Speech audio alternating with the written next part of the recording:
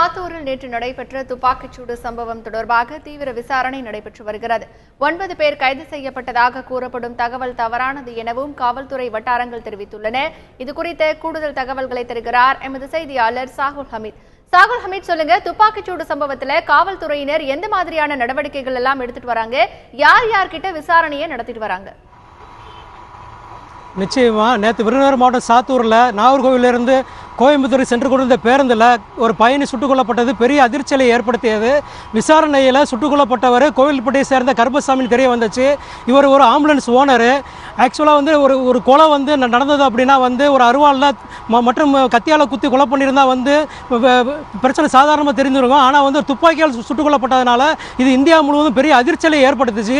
காவல்துறை விசாரணையை முடிக்கியதில் இந்த கொலையானது ஒரு பழிக்கு பழி நடந்த கொலையாக கண்டுபிடிக்கப்பட்டுச்சு. அதாவது வந்து கடந்த ஜூலை மாதம் 2ஆம் தேதி அன்று கோவில்பட்டியில் கிரிக்கெட் விளையாடும் போது ஏற்பட்ட தகராறில் அப்துல்லா என்பவரை கொலை செய்த வழக்கில் வந்து நேற்று சுட்டுக் கொல்லப்பட்ட கருப்பசாமியினுடைய சகோதரர்கள் மந்திரமூர்த்தி மற்றும் கனகராஜ் 2 பேர் வந்து சிறையில் இருக்காங்க.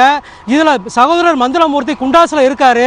அதனால் அந்த கொலைக்கு பழிக்கு பழி வாங்கிறதுக்காக அந்த கொலை செய்யப்பட்ட அப்துல்லாவுடைய ஃபாதர் ரஃபீக் என்பவர் வந்து பல சதித்திட்டங்களை தீட்டியதாக சொல்லப்படுகிறது. அதில் ஒரு கட்டமாக நேற்று மதுரைக்கு கோவில்பட்டியிலிருந்து பஸ் ஏறிய கருப்பசாமியை ரஃபீக்கானவர் சில கூலிப்படையினரை வைத்து ஓடும் பேருந்திலே துப்பாக்கி வைத்து சுட்டுக் கொண்டிருக்காருங்க முதல் கட்ட விசாரணை தெரிய வந்திருக்கு. இதனைத் தொடர்ந்து சுட்டுக் கொல்லப்பட்ட கருப்பசாமி மற்றும் சந்தேகிக்கப்பட்ட ரஃபீக்குடைய குடும்பத்தினர்களிடம் வந்து விசாரணை மேற்கொண்டதில் இந்த ரஃபீக்குடைய குடும்பத்தினர் வந்து தலைமறைவானாங்க. இதனைத் தொடர்ந்து அந்த ரஃபீக் நடத்தி வந்து கொண்டிருக்கின்ற கேசட் கடையில் வேலை செய்யக்கூடிய 9 பேரை விசாரணை வளையத்தில் போலீசார் கொண்டு வந்திருக்காங்க. தனியிடத்தில் வைத்து விருதுநகர் மாவட்ட எஸ்பி ராஜராஜன் தலைமையில் 5 தனிப்படைகள் தீவிர விசாரணையில் இருக்காங்க. இந்த கொலைக்கு உடந்தையாக இருந்தவங்க, இந்த கொலை நடக்கப் போகுது என்று அறிந்திருந்தவங்க, இந்த கொலையை பற்றி தெரிந்தவர்கள்ட்ட வந்து விசாரணை தீவிரப்படுத்தப்பட்டிருக்கு. 5 தனிப்படைகள் அமைக்கப்பட்டு இந்த 5 தனிப்படைகளும் திருநெல்வேலி மாவட்டம், தூத்துக்குடி மாவட்டம், விருதுநகர் மாவட்டம் மற்றும் மதுரை மாவட்டங்களுக்கு சென்று இந்த ரஃபீக்கு தெரிந்தவர்கள் மற்றும் நண்பர்கள் குடும்பத்தினருடைய வீடுகள் வந்து விசாரணையை முடுக்கி விட்டுருக்காங்க. காவல்துறை துறையினர் தரப்பில் சொல்லப்பட்டிருக்கிறது என்ன அப்படின்னா வந்து போஸ்ட்மார்ட்டத்தில் பயன்படுத்தப்பட்ட துப்பாக்கியினுடைய தோட்டா வந்து 7.62 mm இருப்பதாக சொல்லப்படுது. அதாவது வந்து இந்த துப்பாக்கியானது வந்து நாட்டு துப்பாக்கி வகையை சார்ந்தது. மேலும் இந்த துப்பாக்கியானது உரிமம் பெற்ற துப்பாக்கியாக இருப்பதற்கு வாய்ப்பு இல்லை. ஏனென்றால் கடந்த ஊராட்சி மன்ற தேர்தல் அறிவிக்கப்பட்ட பொழுது உரிமம் பெற்ற அனைத்து துப்பாக்கி தாரர்களையும் துப்பாக்கிகளை வந்து காவல் நிலையத்தில் ஒப்படைக்க சொல்லியிருந்தாங்க. அதனால் வந்து பயன்படுத்தப்பட்ட துப்பாக்கி நாட்டு கள்ள துப்பாக்கியாக இருக்கின்ற சந்தேகிக்கப்படுகின்றது.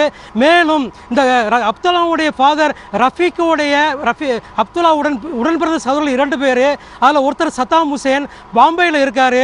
அதனால் அந்த பாம்பேயிலிருந்து துப்பாக்கி அங்கிருந்து தீவிரவாத கும்பலிருந்து கொண்டு வரப்பட்டதா என்ற ரீதியிலும் போலீசார் வந்து தீவிர விசாரணை வலையில் விசாரணையில் ஈடுபட்டு வந்துட்டு இருக்காங்க. ஹேமா, ஷாகுல் ஹமீத், இப்போ இந்த சம்பவத்தில் 8 பேர் கைது, 9 பேர் கைது அப்படின்னு ஒரு தகவல் பரவிட்டு வருது. இது குறித்து காவல்துறையினர் தரப்புல என்ன சொல்றாங்க? நிச்சயமாக இந்த 9 பேரும் வந்து ஒரு தனியிடத்தில் வைத்து விசாரணை வளையத்தில் வைக்கப்பட்டிருக்காங்களே தவிர இந்த கொலையில் ஈடுபட்டது வந்து நிச்சயமாக இந்த 9 பேரும் கிடையாது. இந்த கொலையை பற்றி அறிந்தவர்கள் என்று சந்தேகிக்கப்படக்கூடிய 9 பேரிடமும் விசாரணை தீவிரப்படுத்தப்பட்டிருக்கிறது. விரைவில் இந்த குற்றவாளிகளை பிடித்து விடுவோம் என்று காவல்துறை தரப்பினர் நம்பிக்கையாக சொல்லப்படுகிறது. ஹேமா,